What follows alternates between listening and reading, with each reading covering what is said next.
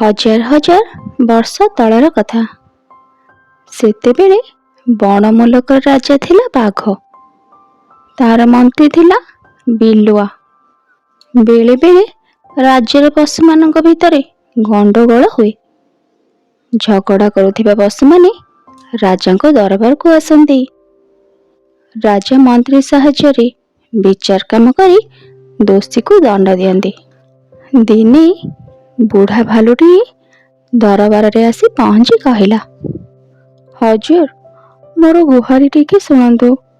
मु बुढ़ा हेलिनी, चलिबाकू बल पाउनाही, निजे आहार जोगाड़ करि पारुनाही। मोर जवान पुओटी अछि, मु ताकू खुआई पियाई पिलारू बड़ कली। एबे से मते खाइबाकू गंडे देउनाही। आपण तो दयार अवतार, मो गुहारी टिके बुझंतु।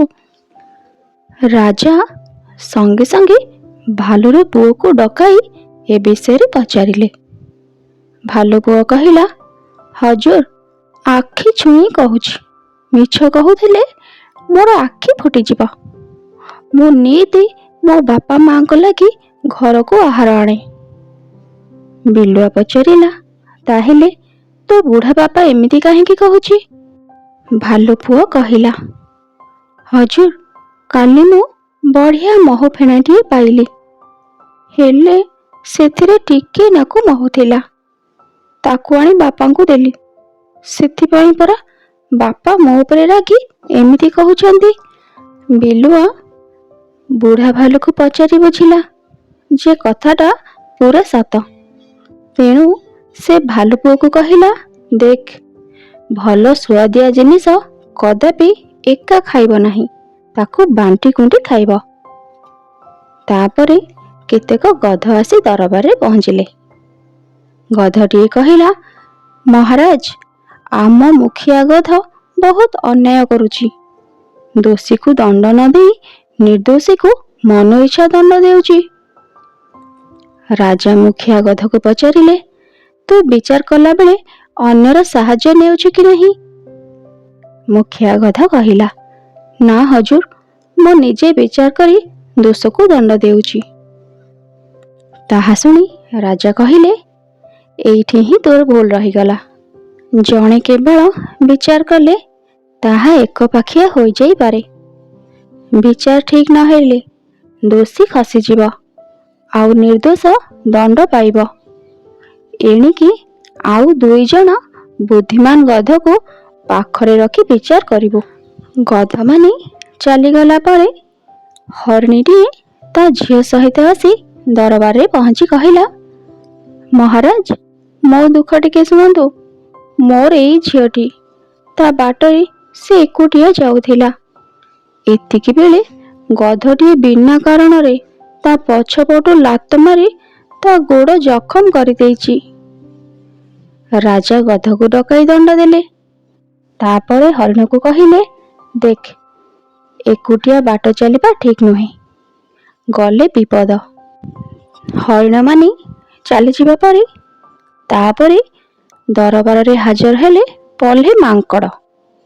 ता भितरु गोटिए मांकड़ कांदी कांदी कहिला, महाराज काली रातिरे आम मुखियांग रत्न हारटी चोरी होई जाइछि। समस्ते मते चोर बोली कहउचंती, मु जम्मा भी चोरी करी नाही। करिथिले एइठी मोर मुंड काट करि दियंतु। आउ गोटे मांकड़ कहिला, ए पक्का चोर हजूर, आमे समस्ते रातिरे सोई पड़िथिलु, ए ही चेइथिला। सत कि नाई पचारंतु, एहा छड़ा आउ किए नेइछि? राजा मांकड़ को पचारिबारु से चेइथिबा कथा सत बोली कहिला। सेठु सबु मांकड़ एका संगे पाटी कले, चोर चोर हजूर या मुंड काट करंतु। ताहा सुनी मांकड़ कांदी कांदी कहिला, मो हार चोरी करिनी महाराज, ए समस्ते मते मिछरे चोर कहउचंदी। एतिके बेले मुखिया मांकड़र पुओ दौड़ी दौड़ी आसी दरबार रे पहुंची कहिला, हजूर से मांकड़ को दंड दियंतु नाही। हारटी अधा रातिरे मु अन्य स्थान रे रखी देइथिली। ए सेही रत्नहार, ରତ୍ନହାର ଦେଖି ସବୁ ମାଙ୍କଡ଼ ଚୁପ୍ ହୋଇଗଲେ। ସେଠୁ ରାଜା କହିଲେ, ଦେଖ, ଗୋଟିଏ ସାମାନ୍ୟ ଭୁଲ ପାଇଁ ନିରୀହ ମାଙ୍କଡ଼ଟି ଏବେ ମୃତ୍ୟୁଦଣ୍ଡ ପାଇଥାନ୍ତା। ଯେଉଁଠି ସମସ୍ତେ ଶୋଇଥିବେ ସେଠି ଜଣେ ଚେଇଁ ରହିବ ନାହିଁ। ଚେଇଁ ରହିଲେ ଏମିତିକା ଅନର୍ଥ ଘଟିବ। ହଉ, ଏବେ ସମସ୍ତେ ଯାଅ। ରାଜାଙ୍କ ଜୟକାର କରି ସବୁ ମାଙ୍କଡ଼ ସେଠାରୁ ଚାଲିଗଲେ। ଆଜିର ରାଜଦରବାର ଏଇଠି ଶେଷ ହେଲା।